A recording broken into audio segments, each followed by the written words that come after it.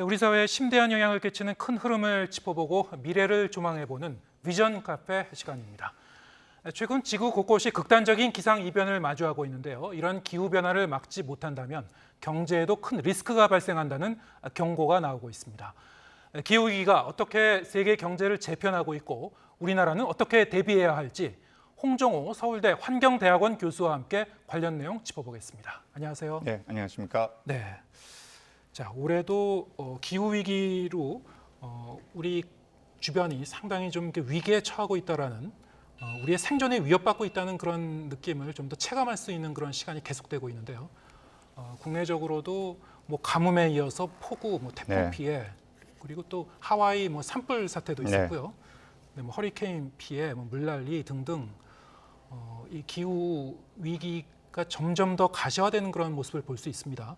자, 이렇게 되면은 이게 인명 피해라든가 생태 훼손뿐만이 아니고 경제에도 직접적인 손실을 끼칠 수 있을 것 같은데요. 지금 뭐 연구 결과가 좀 나온 게 있습니까? 예, 지금 말씀하시는 게 이른바 이제 물리적 피해에 해당되는 건데요.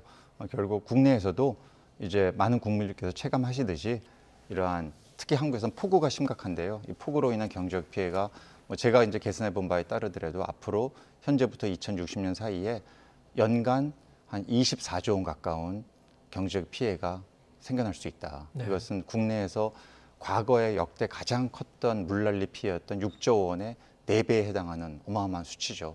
그러니까 이런 정도의 피해가 국내에서 기상이변으로 생겨날 수 있다는 것이고요.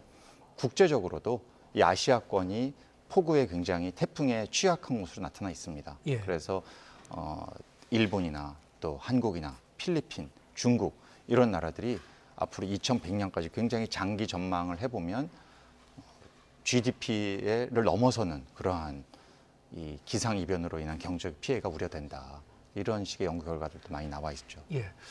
결국에는 이 기후 위기에 대응하기 위해서 지구 온난화를 좀 완화시키고 재생에너지로 이 에너지 전환을 하고 또 이 탄소 배출 저감 어떻게 할 것인가 이것이 이제 관건인데요. 네. 자, 이렇다 보니까 이것이 이 세계 경제 질서에도 상당히 좀 그 변화를 일으키고 있다고 들었습니다. 어떤 네. 파고가 몰려오고 있는 네, 겁니까? 그렇습니다. 제가 2020년대는 말 그대로 기후 문제가 경제 문제로 치환되는 이제 10년이 된다. 이제 이런 얘기를 제가 종종 하는데요. 말 그대로 이 국제 어떤 무역 규범, 무역 질서 자체가 탈탄소를 중심으로 재편되는 이런 상황에 굉장히 빠르게 지금 진입하고 있다는 것이죠. 네. 예, 그 증거로 민간 주도로 이루어지는 아리백이라든지 또 국가 주도로 이루어지는 이제 유럽 연합이 가장 앞서 있는데요. CBAM과 같은 탄소 국경 조정 제도와 같은 이런 제도들이 그 아주 적나라한 예라고 말씀드릴 수 있겠습니다. 네. 하나하나 좀 세부적으로 네. 살펴보겠습니다. 방금 말씀하신 EU 유럽연합의 탄소 국경 조정 제도 이달부터 시범 운영에 들어갔다고 하는데요. 네. 이게 국내 철강 산업에도 상당 영향을 끼칠 수 있다고 들었습니다. 어떤 네. 겁니까? 예, 이게 이제 사실 과거에는 이런 식의 어떤 자유무역 질서를 훼손하는 인상을 강하게 해주는 정책들은 이 WTO 체제 내에서 절대 용인될 수가 없었거든요. 예. 그러니까 EU에서 또 한국에서 만들어낸 제품이 동종 제품인데 생산 방식의 차이, 그러니까 뭐 탄소 배출의 차이를 가지고 무역 규제를 일방적으로 가하겠다 이런 것들이 용인되지 않았거든요. 그런데 점차 기후변화 문제가 계속 심각해지다 보니 한국을 포함한 여러 나라들이 배출하는 탄소 때문에 유럽의 국민들이 피해를 보고 심지어 인명까지 피해를 보는 이런 상황까지 가게 되니 너희의 생산 방식을 글로벌 규범에 맞춰서 하지 않으면 네. 이제 우리가 고통을 받는다. 이런 어떤 취지로 시작된 것이죠. 예. 그러다 보니까 아주 쉽게 말씀드리면 유럽 내에서 탄소에 부과하는 비용과 한국에서 탄소에 부과하는 비용의 차이가 있다면 그 차이만큼을 우리가 해당 제품을 수출하는 과정에서 상쇄시키는 그러한 일방적인 무역 규제를 가하겠다. 이제 그 방식은 뭐 인증서를 하는 방식으로 하긴 하는데요. 뭐 아주 좀 솔직하게 말씀드리면 마치 관세와 같은 효과를 불러일으킨다고 할 수 있고요. 네. 그 대표적으로 몇 가지 이제 산업군에 대해서 이것을 적용하겠다라고 이야기를 했는데 그 중에 우리나라에 직접적인 영향을 줄 산업은 철강 산업이 되겠습니다. 네.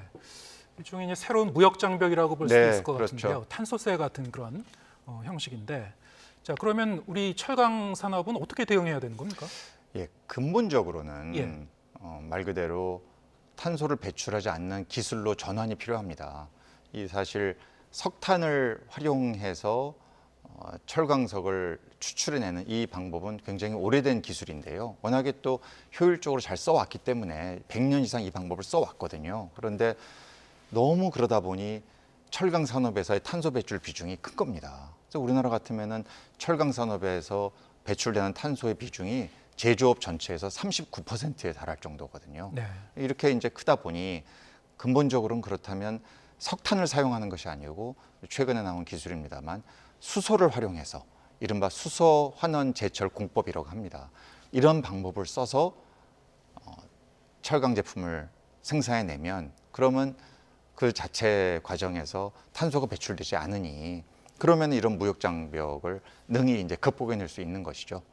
그런데 이 방법의 문제는 아직까지 기술이 굉장히 비싸다. 예. 그러니까 경제성이 상당히 떨어지는 그런 약점이 있는 것이고 우리 전 세계 철강 부문에서 여기에 대한 기술력을 개발하고 사업성을 높이기 위한 노력들을 굉장히 열심히 하고 있고 특히 이제 독일 같은 나라가 아주 열심히 하고 있다고 말씀드릴 수 있겠습니다. 예. 자, 이 문제 역시 우리 발등에 떨어진 불이라고 할 수 네. 있겠는데 또 다른 문제, 이 환경 위기, 기후 위기가 불러온 그 또 다른 무역 장벽이라고 이것도 불러도 될까요? 뭐 국가 대 국가의 이 문제는 아닙니다만 기업 대 기업의 문제로 지금 그 불거지고 있는 문제가 있죠. 아리백. 네.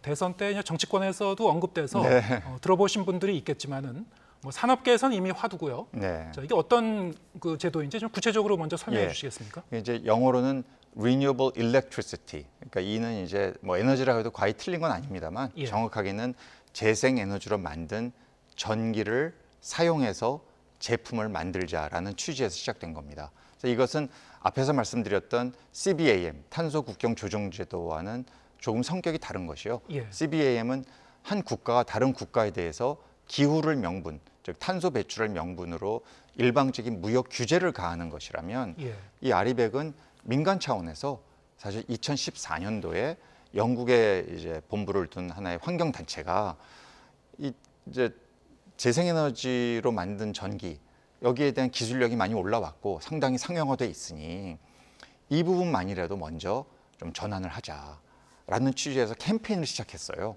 그런데 많은 기업들이 그것도 글로벌 시장에서 가장 앞서가는 기업들이 너도나도 앞다투어 이 아리백 캠페인에 가입을 한 것이죠. 네.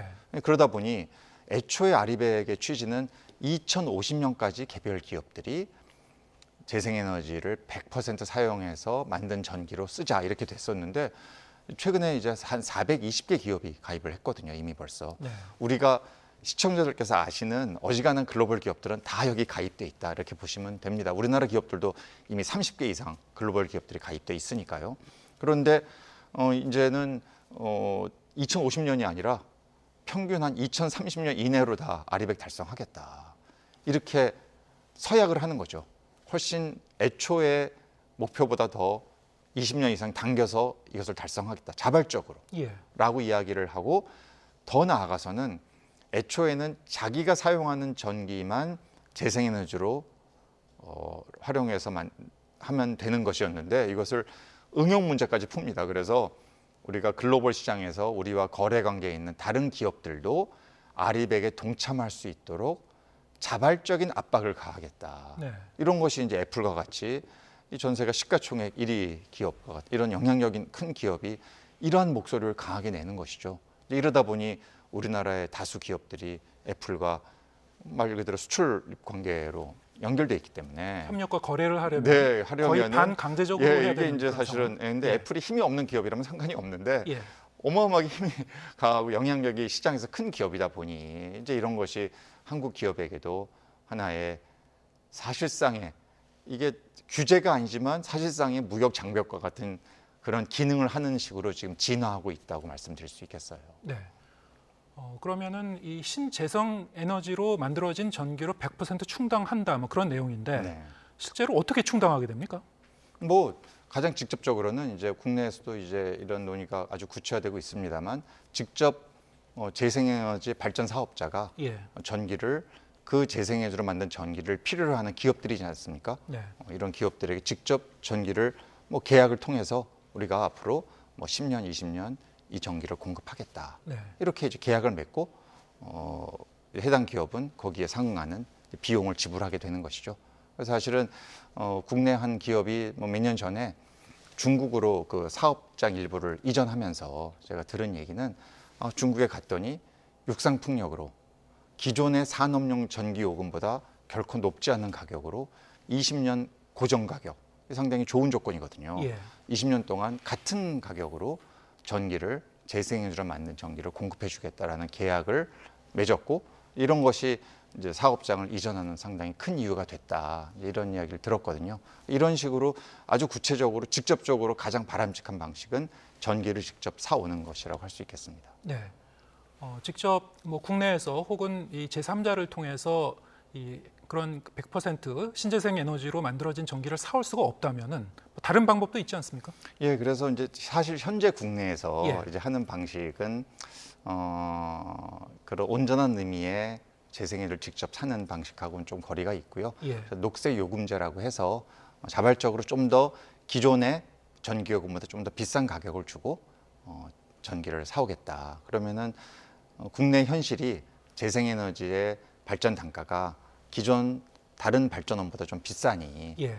이것을 재생에너지를 통해서 전기를 만들어 온 것으로 좀 인정받을 수 있지 않겠는가, 이렇게 해서 녹색요금제라는 방식을 현재 사용하고 있고요. 예. 이런 녹색요금제를 통해서 받는 전기를 현재 우리 이제 기업들이 이거 아리백 달성하는데 하나의 과정으로 좀 생각하고 인정해 달라, 이렇게 이제 이야기하고 있는 것이죠. 자, 기업 입장에서는 이 에너지 전환을 하기 위해서는 상당한 그 비용을 부담해야 되는 건데요. 민간 기업 입장에서 스스로 부담을 해야 되는 문제거든요. 네.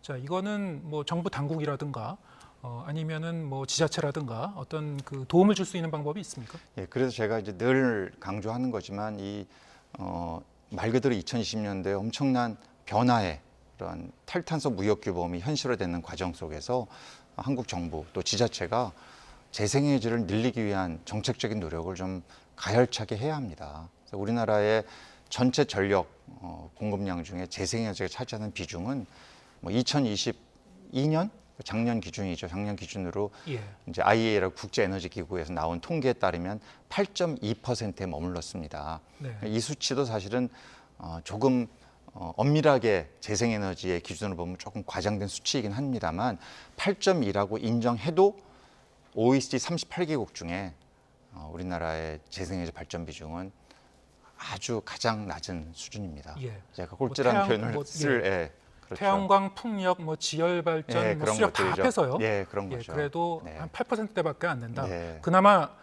몇 년 전보다는 올라간 것 같은데요. 예, 좀 과거 한 2017년과 비교해 보면 예. 당시에 이제 3%대에서 한 7%대 이런 정도 올라왔어요. 예. 그런데 너무 갈 길이 멀고요. 가까운 뭐 중국만 해도 30%가 되고, 중국은 30%대. 네, 일본도 참 이런 면에서는 빨리 바뀌지 않는 사회 경제임에도 불구하고 예. 현재 20%를 넘어섰습니다. 왜 이렇게 차이가 난 겁니까? 그러게요. 그게 예. 너무 제가 안타깝고요. 그래서 국내에서는 뭐 여러 가지 이유를 들 수 있겠는데요. 좀 아직 우리 국민들의 이 재생에너지에 대한 수용성이랄까, 이런 것들이 좀 다른 나라에 비해서는 사실 유럽까지 가면 너무 차이가 나서 참 말씀드리기도 부끄러울 정도입니다. 뭐 덴마크 같이 국제적으로 이 국가 경쟁력 1위로 인정받는 기업, 그런 국가 같은 경우에는 재생에너지 발전 비중이 88%에 달하거든요. 대부분을 다 재생에너지를 합니다. 그러니까 수소 경제로의 이전도 굉장히 아주 자신 있게 할 수 있고요. 청정수소를 생산할 수 있는 인프라가 갖춰져 있는 것이니까, 이렇게까지 비교를 안 하더라도 아시아에서만, 동북아시아에서만 비교해도 우리나라는 중국이나 일본보다도 굉장히 낮은 수준이어서 좀 더 우리 국민들께서 마음을 여시고 이 재생에너지가 굉장히 필요하고 또 국제적으로 이미 단가도 가장 싼 발전원으로 이미 인정받고 있기 때문에 이게 시장이 커지면 커질수록 경제성이 좋아지면서 발전 단가가 내려가는 그런 특징이 있거든요. 그래서 이런 것들을 좀 우리 국민들의 마음을 여시고 또 정부에서 어떤 마중물에 해당하는 그런 정책들을 사용하고 하면 저는 상당히 빠른 시간 내에 우리나라에서도 재생에너지의 발전량 또 발전 비중이 올라갈 수 있다, 이렇게 생각을 전 확신을 하고요. 그래야만 우리 기업들도 살고 또 재생에너지를 통해서 부가가치를 창출하고자 하는 많은 기업들이 있습니다. 이런 기업들에게도 굉장히 많은 경제적 기회가 되고 또 재생에너지의 특징은 분산형이기 때문에 지역 곳곳에 이걸 만들고 아주 길게 송전망을 연결하지 않더라도 지역에 다른 사업장이 들어서면 직접적으로 재생에너지로 발전을 해서 그것을 멀지 않은 거리에 있는 그런 사업장으로 전기를 공급할 수 있는 장점도 있기 때문에 네. 이런 지역 균형 발전에도 도움이 될 수 있는 그런 저는 장점이 많은 그런 발전 대안이라고 생각하는 것이죠. 예. 그런데 이제 RE100이라는 이 글로벌 캠페인을 보완하는 또 다른 그런 성격의 글로벌 캠페인이 있더군요.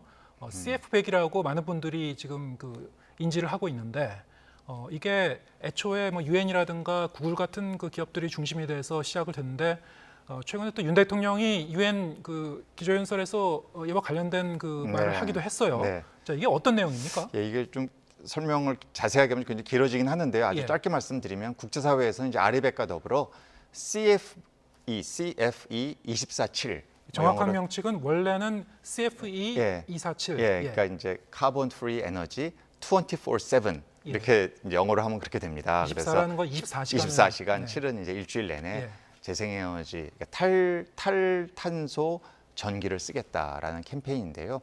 이걸 잘 들여다보면 이것은 뭐 인증서를 구입하고 이런 차원이 아니고 말 그대로 전기 자체를 다 화석 연료로 만든 전기, 즉 석탄이나 가스가 되겠죠. 또는 뭐 석유도 일부, 디젤 발전도 일부 있으니까 이런 거 다 제하고 재생에너지, 그리고 이제 원전도 발전 과정에서는 탄소 배출을 안 하니까 이런 것까지 포함해서 말 그대로 탄소 배출을 아예 안 하는 전기를 직접 생산 과정에 사용하자. 그래서 사실은 이게 잘 보시면 기존의 RE100보다 더 진도가 나간 좀 더 거군요. 예. 나갔다고도 볼 수 있어요. 예. 왜냐하면 이제 원전을 포함시키며까지, 원전 사실은 좀 정치적인, 국제사회에서 정치적으로 호불호가 좀 갈리는 발전원임에도 불구하고 이것까지 포함시켜서 우리는 탈탄소 하겠다라는 굉장히 강력한 의지를 보여주는. 게다가 원전을 포함시킨 거에 더해서 기존의 RE100은 이게 연간 총량으로 계산하는 거 아니겠습니까? 네. 근데 이거는 그 시간대별로 다 계산하는 그러니까 건가요? 완전히 예. 모든 전기를 다 예. 언제 쓰든 좀 더 철저히 철저하게 실천해야 하겠다. 되는 거군요. 예, 이제 이렇게 이제 해석될 수 있는데요.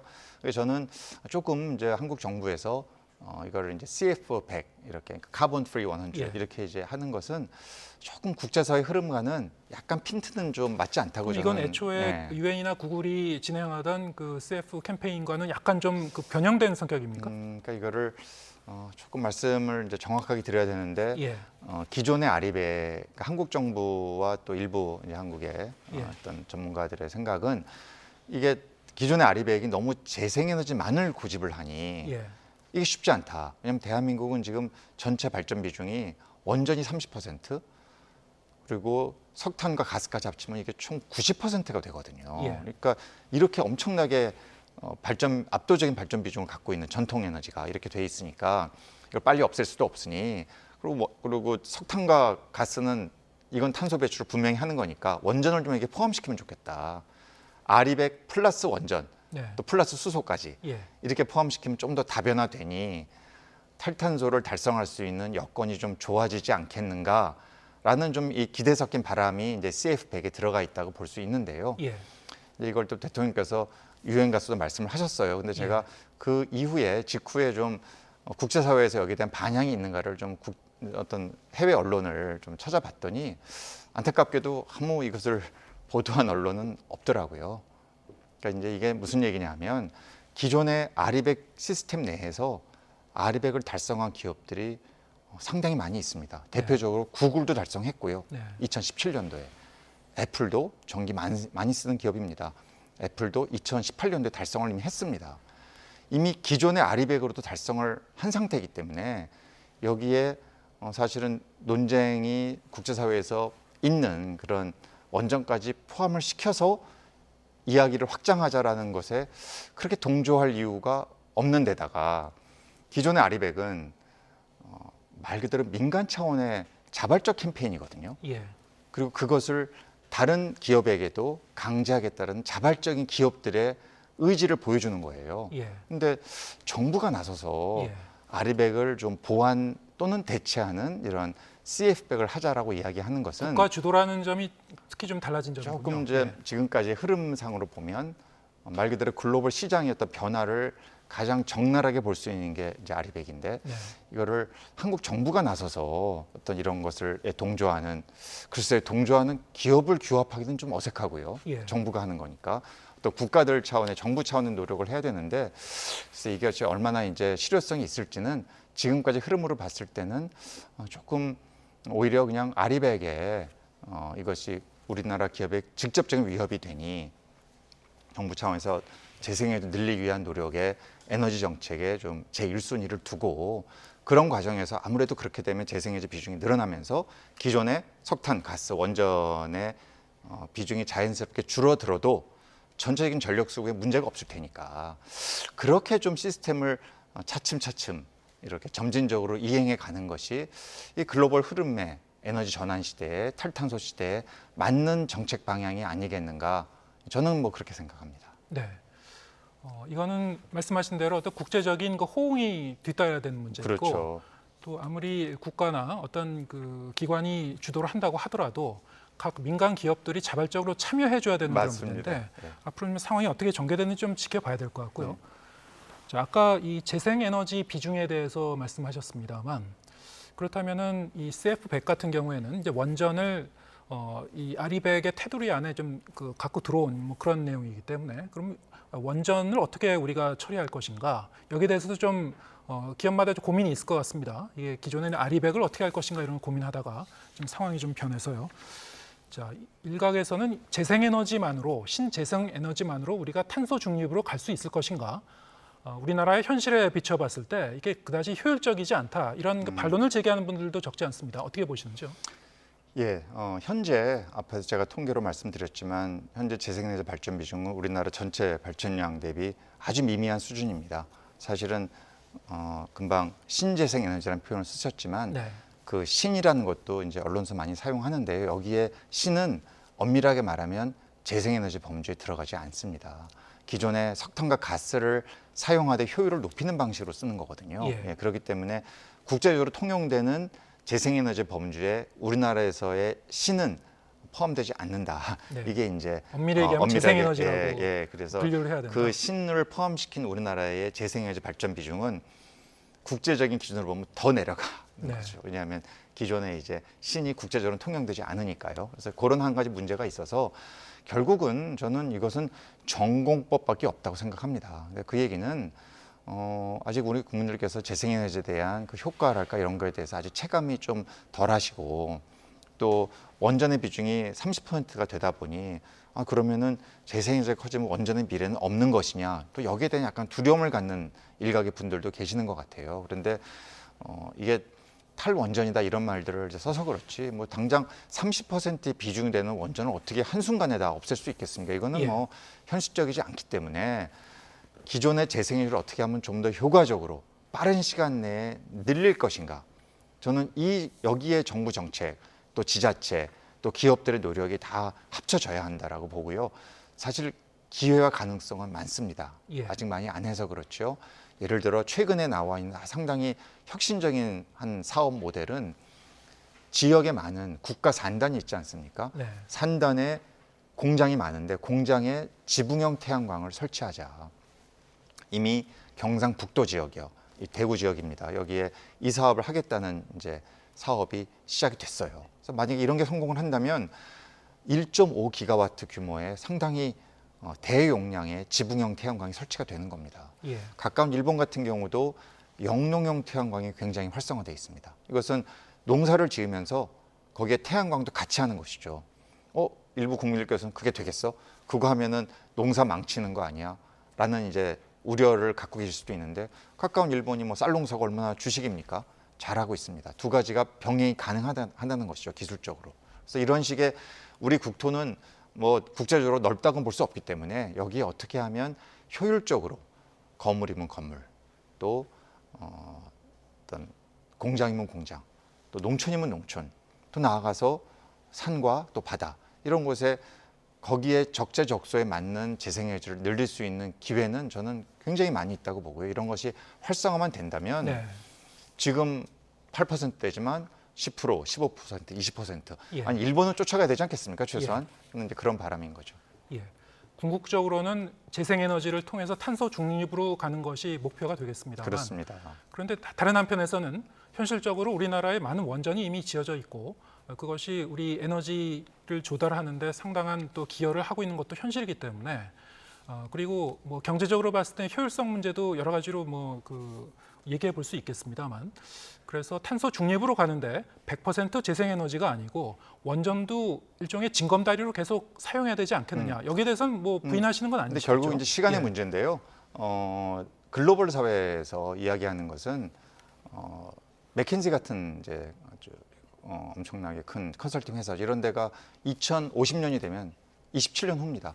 되면 재생에너지가 글로벌 전력 공백 90%를 차지할 것이다 이런 얘기를 하고 있는 거죠. 그러니까 저는 이렇게 생각합니다. 일단 국가 정책의 일차적인 방향은 재생에너지 확대해 둬야 되고 이건 분명하고요. 그게 얼마만큼 빨리 효과적으로 경제성 있게 확대되느냐에 따라서 기존의 전력원, 원전, 석탄, 가스 이것을 어떻게 점진적으로 자연스럽게 축소해 갈 것이냐 이렇게 방향을 세운다면 그렇게 큰 어떤 사회적인 갈등이라든지 또 경제적인 전력 수급의 문제를 야기하지 않으면서 긴 흐름에 있어서의 탄소 중립으로 가는데 가장 효과적인 방법이 아닐까 이렇게 생각합니다. 예, 알겠습니다. 시간이 다 돼서 여기서 마무리해야 될 것 같습니다. 홍정호 서울대 환경대학원 교수와 함께했습니다. 고맙습니다. 네, 고맙습니다.